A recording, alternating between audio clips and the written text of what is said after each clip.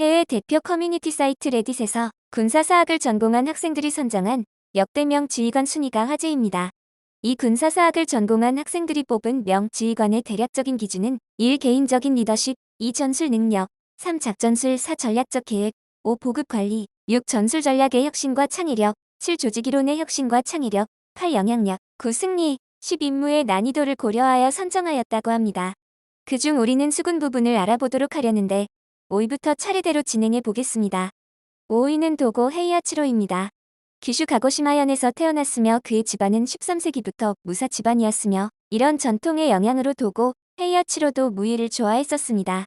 그러던 중 1863년 어느 날 앞으로 있을 외세의 침략에서 조국 일본을 수호하려면 먼저 막강한 해군력을 육성하여야 한다라는 사실을 깨달은 그는 메이지 유신 이후에 해군 사관으로 임관해 1871년부터 1878년까지 영국으로 유학길에 오릅니다. 이 8년간의 유학 생활에서 돌아온 그는 1894년 청일전쟁이 일어나자 순양함, 난이와의 함장을 맡아 풍도해전, 황해해전, 웨이아이 전투 등에서 활약했습니다. 그 후 1904년 러일전쟁 때는 일본 연합함대 사령관의 올라스시마해전에서 러시아 제국이 자랑하는 발트 함대를 함선해 성능과 진영, 그리고 러시아 함대의 약점을 정확히 찔러서 완전히 박살내므로써 사기 측면에서 일본의 승리로 기울어가던 전세를 완전히 굳혔고 승전 이후 국가적 영웅으로 등극하였습니다. 4위는 체스터 니미츠입니다. 1885년 2월 24일 텍사스 프레더릭스버그에서 태어난 그는 니미츠라는 이름에서 알 수 있듯이 독일계 미국인입니다. 니미츠는 원래 웨스트포인트에 진학하여 미 육군 장교가 되고 싶어 했으나 당시 추천권이 있던 텍사스주 미국 상원의원이 자신에게 할당된 육사 추천 인원이 다 찼다며 대신 인원이 남은 미국 해군사관학교를 추천하였고 니미츠는 그땐 육군 장교가 될 길이 막혔다는 사실에 좌절하고 있어서 될 대로 되란 심정으로 수락해 입학하였으나 입학 후부턴 열정적으로 해군 생활을 시작하였습니다. 진주만 공습 직후 미 해군 태평양함대 사령관을 맡은 니미츠는 그 당시에 소장이었기 때문에 해군사령부 지휘관의 구색을 맞추기 위해 대장으로 승진하게 되었습니다. 니미츠는 자신이 뽑은 인물들에 대한 자신감을 가지고 자신이 선택한 지휘관들이 전투에 돌입하면 전투와 관련된 모든 사안을 위임한 스타일로도 유명하며 실전에서는 본인의 허락 없이는 작전 변경을 할 수 없었다는 더글러스 맥아더 장군의 지휘 스타일과도 종종 비교되었습니다. 하여튼 제독들을 포함해 도크, 보급, 정보, 해병대 등등의 병과 역시 니미츠의 기대에 충족하는 활약을 펼쳤으며 니미츠가 뽑지 않은 동시에 실적도 좋지 않았던 이들은 니미츠가 말없이 지켜보다가 사령관의 인내심이 바닥나는 순간 태평양 사령부에서 전출되었습니다. 하지만 이때도 징계 형식이라기보단 그저 근무지 변경이나 진급을 위한 순환 근무 등으로 처리하여 원성을 들을 일이 없다시피 하였다고 합니다.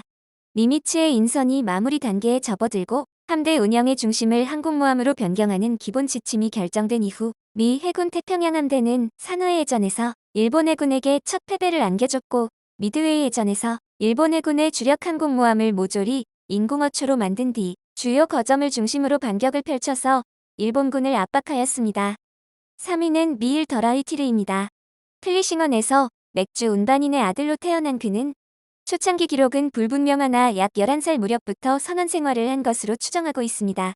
본격적으로 그의 이름이 기록으로 확인되는 것은 1622년으로 마우리츠 판나사오가 스페인 군대와 싸운 것이 그의 첫 번째 전투 기록입니다.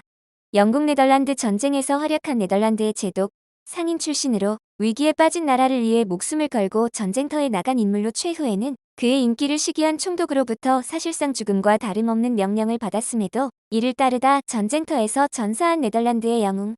특히 2차 영국 네덜란드 전쟁 때 매드웨이 강 하구에 정박해 있던 영국 함대를 기습하여 영국 해군을 초토화시키고 템즈 강을 봉쇄하여 2차 영란전쟁의 전황을 유리하게 이끈 것으로 유명합니다. 그러한 이유로 호레이시오 넬슨이나 이순신과 더불어 역대 최고의 해군 지휘관으로 꼽히기도 하며 그의 죽음 소식에 모든 네덜란드 국민들이 슬퍼했고 그의 시신이 네덜란드로 돌아와 암스테르담에 안장되었을 때 많은 이들이 거리로 나와 눈물을 흘렸다고 합니다. 현재 그의 고향인 블리싱에는 그의 동상이 세워져 있습니다. 2위는 호레이시오 넬슨입니다. 1758년 11명의 남매 중 6번째로 태어난 넬슨은 1770년 12세에 해군에 입대하였고 외삼촌이 함장으로 있는 HMS 레조너블 함의 조타수로 군 생활을 시작했으며 얼마 지나지 않아 사관 후보생이 되었습니다. 1780년 미국 독립전쟁에 참전했고 그 뒤에는 지중해와 대서양에서 프랑스 혁명 정부의 함대와 싸우는 데 앞장섰습니다. 1794년 나폴레옹의 고향인 코르시카 섬을 점령했으나 이때 오른쪽 눈을 잃는 첫 부상을 당하였습니다. 넬슨의 군사적인 장점과 단점을 꺼내자면 단연코 과감함과 저돌성이 나올 것입니다. 넬슨은 지휘권이 없을 때조차 상관의 명령을 무시하는 일이 빈번하였는데 일례로 세인트 빈센트 곶 해전은 넬슨이 멋대로 스페인 함대의 침로를 가로막아 대승한 전투입니다. 비록 승리를 가져왔으나 넬슨의 이러한 행동은 명백히 규율 위반이었죠. 하지만 도박이 성공해서 더 좋은 결과를 불러왔기 때문에 아무런 제재도 받지 않았습니다. 세인트 빈센트 곶 해전만 봐도 이때 넬슨 휘하의 장병들은 맨 먼저 스페인 전열함 2척을 납포할 수 있었습니다. 또한 넬슨은 휘하 함장들에게 상당한 재량권을 부여하였는데 넬슨은 늘 함장들에게 작전에 얽매이기보다는 상황에 따라 적절한 행동을 취할 것을 주문하였습니다. 이러한 재량권의 부여와 넬슨 특유의 과감함과 저돌성이 가장 빛났던 승리는 다름 아닌 아부키르만 해전이라 볼 수 있죠. 영국 해군의 영웅으로 나폴레옹이 유럽을 석권하고 영국 본토를 위협할 때 트라팔가르 해전으로 프랑스 스페인 연합함대를 무찌르고 전사한 명장입니다. 이후 나폴레옹은 영국 본토를 공격할 생각을 포기하고 대륙 봉쇄령을 내렸다가 러시아 원정의 실패를 기점으로 몰락의 길을 걷는다. 넬슨은 당시 적수가 없던 나폴레옹 보나파르트의 군대를 봉쇄한 드문 군인입니다. 마지막은 어쩌면 당연했던 이순신 장군님이십니다. 1545년 한성부 건천동에서 태어난 16세기 조선의 무신으로 임진왜란 및 정유절한 당시 조선 수군을 통솔했던 제독이십니다. 오늘날 대한민국에서 대표적인 구국 영웅이자 세종대왕과 더불어 최고의 위인으로 손꼽히는 인물로 국내를 넘어 전 세계를 살펴보아도 손꼽히는 수준의 전운을 남긴 최고의 명장 중 한 명입니다. 심지어 한국인들에게 영웅을 넘어 성웅이라는 칭호로 불리는 위인은 오직 이순신 장군님 뿐입니다. 일본군의 조선 침략 당시 조선의 수군 장수로 나서서 수많은 전투에서 희생이 적은 대승들을 이룩했고 군공 이외에도 휘하 장병을 원리원칙에 기반해 철두철미하게 관리하고 상업에도 종사하여 자급자족을 이루어 군을 자립시켰으며 외란 이전에도 이 등의 고위 관료와 접선을 수차례 거절하거나 축제를 하지 않았고 한감재임기에 백성들에게 선정을 베푸는 등 지휘관이여 목민관으로서 매우 모범적인 관리상을 보여주셨습니다. 그리고 수많은 고난과 핍박을 겪고도 죽는 순간까지 전장을 떠나지 않은 철인의 면모까지 갖춰 조선 중기의 명장을 넘어 한국사 최고 위인의 반열까지 오른 인물이시죠. 저서로 난중일기가 있습니다. 몇몇 전투는 너무나 비현실적인 공적을 세워 어떻게 이뤄낸 건지 아직도 학설이 분분할 정도입니다. 가령 명량해전의 초반부에서 물살이 바뀌기 전까지 약 2시간가량을 이순신 장군님은 대장선 한 척으로 일본 측 함선 133척과 정면으로부터 하나하나 박살내고 있었습니다. 분명히 조선 측과 일본 측의 풍부한 사료로 교차 검증이 가능한 기록임에도 너무 믿어지지 않아서 사람들이 오히려 왜곡된 유사 역사학자의 주장을 믿고 많은 사람들이 있을 정도지요. 이 밖에도 독보적인 정직함과 청렴함과 공정함도 현대 한국인들을 넘어 전 세계 사람들에게 존경받는 이유 중 하나입니다.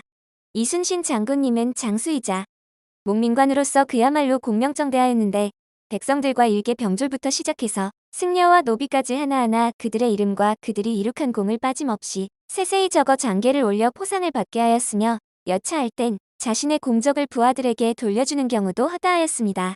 허나 자기 휘하 사람들을 마냥 너그럽게 대했냐고 했다면 그것도 아닌데 훈련을 게을리하거나 군법을 어기는 병사들을 매우 엄히 다스렸기에 조선 수군이 제일 무서워하는 것은 왜군이 아닌 이순신 장군님이었다는 평가도 있을 정도입니다.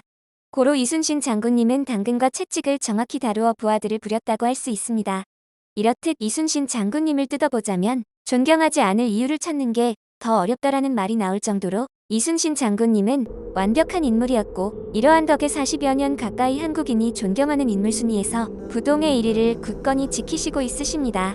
여기까지 해외 군사사학을 전공한 학생들이 선정한 역대 수군명 장수 5명을 알아보았습니다. 혹시 영상이 유익하였거나 재미있으셨다면 구독과 좋아요, 알람 설정 부탁드리겠습니다. 영상 제작에 힘이 됩니다. 영상 끝까지 시청해주셔서 감사합니다.